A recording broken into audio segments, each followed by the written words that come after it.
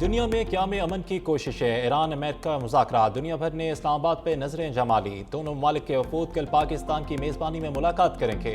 امریکی وقت میں نائب صدر جے ڈی وینس اور ایلچی اسٹیو وکٹوف اور جیریڈ کشنر شامل ہوں گے۔ ایرانی وزیر خارجہ عباس عراقچی اور اسپیکر باقر کالیاب آج پاکستان پہنچیں گے۔ وزیراعظم شہباز شریف کا وزیر داخلہ محسن نقوی کے ہمراہ مذاکرات کے مقام کا دورہ، انتظامات کا جائزہ لیا۔ وفاقی دارالحکومت میں 2 روزہ چھٹی، سرکاری دفاتر اور تعلیمی ادارے بند رہیں گے۔ سرکاری دفاتر کے افسران اور اسٹاف شہر سے باہر نہیں جا سکیں گے۔ جڑواں شہروں میں چلنے والی میٹرو بس سروس بھی محدود۔ وفاقی آئینی عدالت اور اسلام آباد ہائی کورٹ میں بھی بند کر دیا گیا اور الیکشن کمیشن میں بھی 2 روزہ تعطیل۔ ٹریفک پولیس نے ایڈوائزری جاری کر دی، اسلام آباد میں ہیوی ٹریفک کا داخلہ بند۔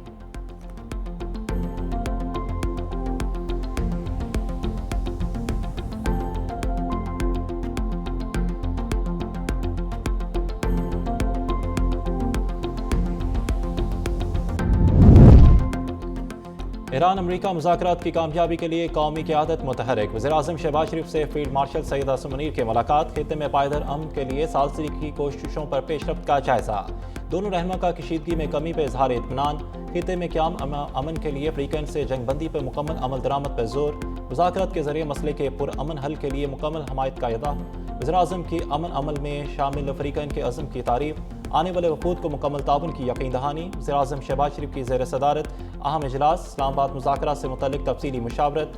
غیر رسمی مشاورتی بیٹھک میں اعلیٰ عسکری اور سول قیادت شریک، شرکا کا مذاکرات کامیاب بنانے کا عزم کا اعادہ، کہا کہ امن کا یہ موقع ضائع نہیں ہونے دیا جائے گا۔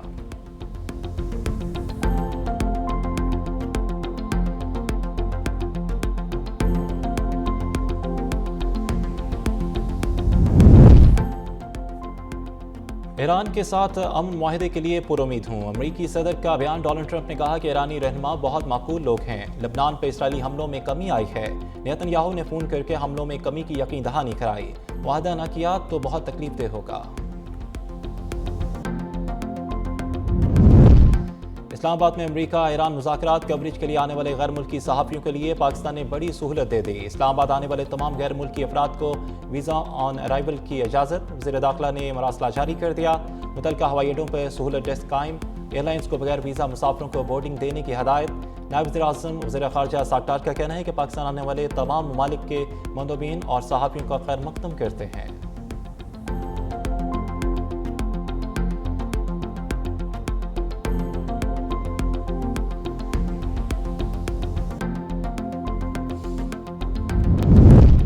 امریکہ ایران مذاکرات، اسلام آباد میں غیر ملکی وفود کی آمد، وزیر داخلہ محسن نقوی کی زیر صدارت اعلیٰ سطح اجلاس میں سیکیورٹی انتظامات کا تفصیلی جائزہ، وزیر داخلہ کی مہمانوں کے لیے فل پروف سیکیورٹی اور شاندار میزبانی کی ہدایت، ریڈ زون مکمل سیل کرنے اور کنٹرول روم کے قیام کا فیصلہ۔ محسن نقوی کا کہنا ہے کہ جنگ بندی کے بعد اہم مذاکرات کی میزبانی پاکستان کے لیے اعزاز ہے۔ اجلاس میں اعلیٰ اور سول سیکیورٹی حکام کی شرکت۔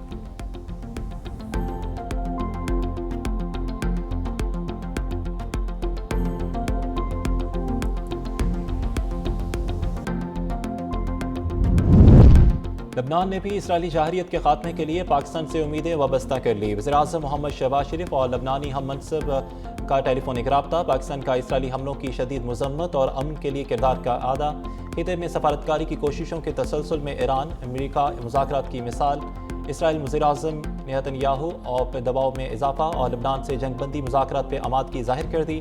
لبنانی صدر کی تصدیق، کہا کہ اسرائیل سے براہ راست بات چیت جاری ہے۔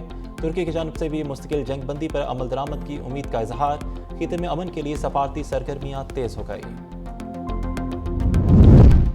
ایرانی صدر کا لبنان پر اسرائیلی حملوں پر شدید رد عمل، کہا کہ جارحیت جنگ بندی مذاکرات کو بے معنی بنا سکتی ہے۔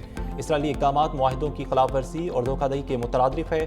جنگ کی صورت میں سخت رد عمل کا اندیا، لبنانی بھائیوں کی مکمل حمایت کے عزم کا اظہار۔ ایرانی نائب وزیر خارجہ سعید خطیب زادہ کا کہنا ہے کہ ایران گزشتہ رات اسرائیل کے خلاف جوابی کارروائی کرنے والا تھا، مگر پاکستان کی سفارتی مداخلت کے باعث صورتحال ٹل گئی۔ لبنان پہ حملے بند نہ ہونے کی صورت میں خطے میں کشیدگی بڑھنے کا خدشہ ہے۔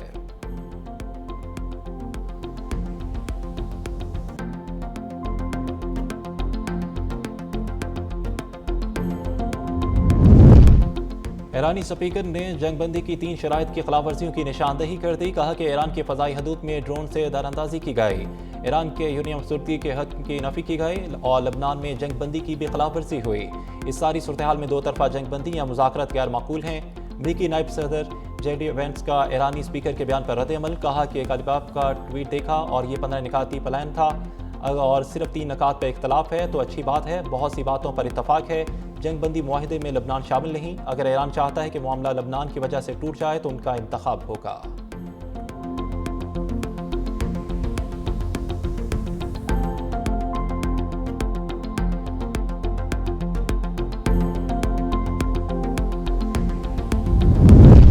وزیراعظم شہباز شریف کی عالمی سفارتکاری کو بڑی پذیر آئی، جنگ بندی کے بعد عالمی رہنماؤں کے وزیراعظم شہباز شریف سے مسلسل ٹیلی فونک رابطے، پاکستان کے کردار پر خراج تحسین۔ قطر کے امیر تمیم بن حمد ال ثانی نے پاکستان کی کوششوں کو سراہتے ہوئے امن کے فروغ میں کردار کو اہم قرار دیا۔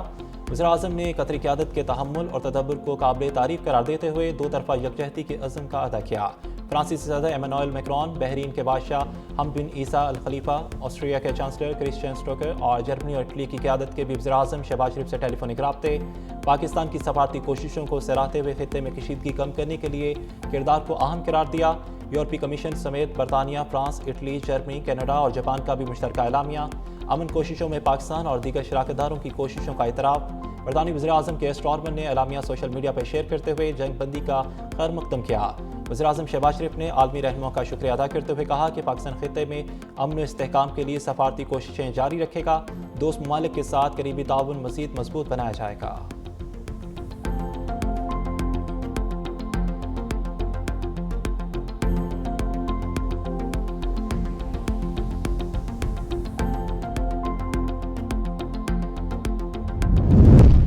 وزیراعظم شہباز شریف اور بلال بھٹو زرداری میں ٹیلی فونک رابطہ، چیئرمین پیپلز پارٹی نے مؤثر سفارتکاری پر وزیراعظم اور ان کی ٹیم کی کاوشوں کو سراہا، کہا کہ پاکستان کی بہترین سفارتی حکمت عملی کی بدولت دنیا پر ایک عالمی جنگ کا خطرہ ٹل گیا۔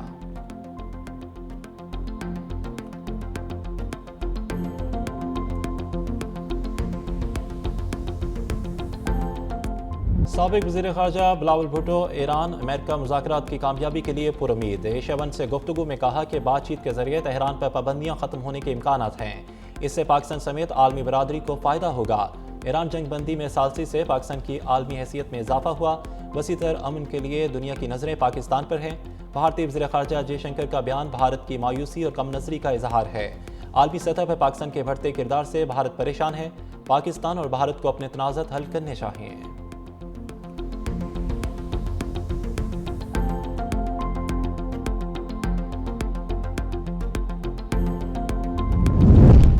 ساری دنیا کی نظریں اسلام آباد پر مرکوز ہیں۔ وزیر دفاع خارجہ آصف کا ایکس پر بیان لکھا کہ آزادی کے بعد بہت کم مواقع آئے جنہیں ہم تاریخ ساز کہہ سکتے ہیں۔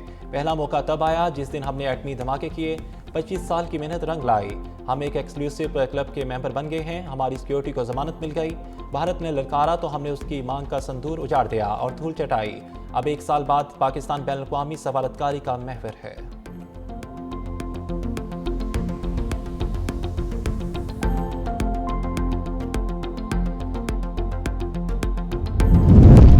اور صدر آصف علی زرداری اور وزیراعظم شہباز شریف کے یوم دستور پر پیغامات، 1973 کے آئین کو ریاستی ڈھانچے کا بنیادی قانونی اور سیاسی فریم ورک قرار دے دیا۔